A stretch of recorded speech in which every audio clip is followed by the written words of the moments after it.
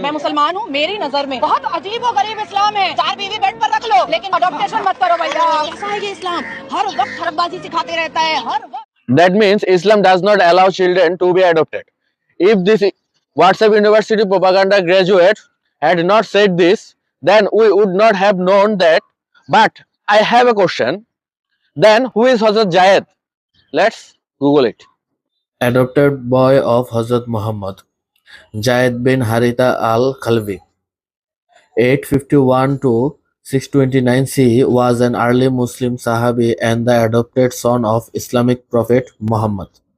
How can they lie so blatantly for the false support of some blind divorce? Because these blind divorce never check the truth, and thus the wooden glass of blind devotion are put in their eyes by the political mafia of their country.